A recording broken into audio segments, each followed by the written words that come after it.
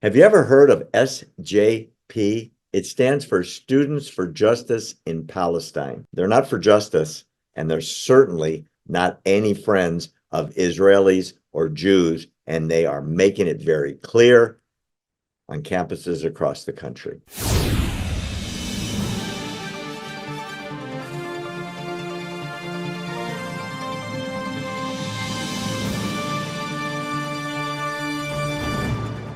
Claire Lopez, a couple days after Hamas vicious terrorists slaughtered 1,200 people throughout southern Israel, their American affiliate, Students for Justice in Palestine, published their Toolkit to their hundreds of campus representatives on the college campuses of America to tell the kids there how to disseminate the real story about what happened. This is disgusting, and I know you know a lot about this.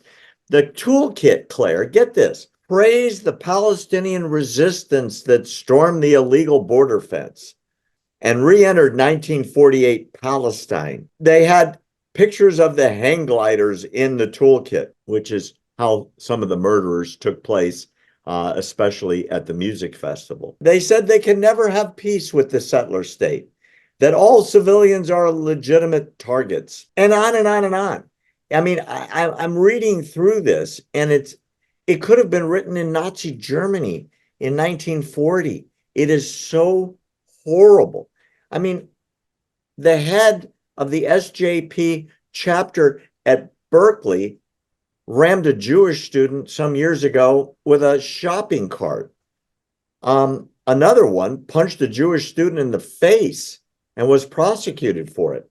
They've been doing this all over the country. From the river to the sea, Palestine will be free, which is a call for genocide of the Jews, 7 million of which live between the river and the sea. And notwithstanding the fact that most kids on these college campuses can't tell you what river and can't tell you what sea and have never been there. If you were a college president, and obviously you're more than qualified to be one of those people, what would you do with SJP on your campus? Well, I would look to a code of conduct for that university and make sure that it includes that any harassment, bullying, attacking against a minority group, that includes specifically Jewish students, any of that constitutes grounds for dismissal from the university, whether it be a professor, whether it be a student, and in particular, if it's a student that comes from a foreign country on an F1 visa,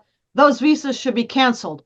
The second thing, though, is that as president of a university, I think that person has the obligation and the responsibility to educate the student body, not just in the disciplines they may be studying, literature or biology or whatever it may be, but about the realities of the world as well. And that would include the fact that Gaza was part of the promised land to Abraham something like 1900 years BCE. More recently, it was part of the land that the Israelis in the War of Independence in 1948 and 49 lost to the Egyptians, which then occupied it until 1967 in a war of defense against aggression. Israel took it back legally, international law.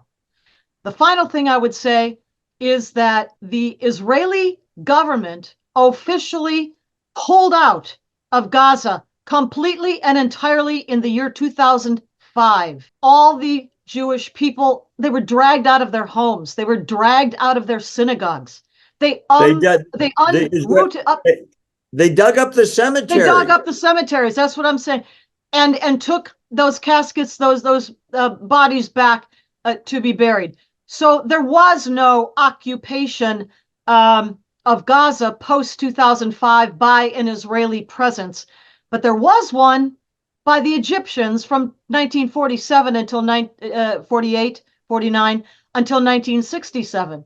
But wasn't that occupation?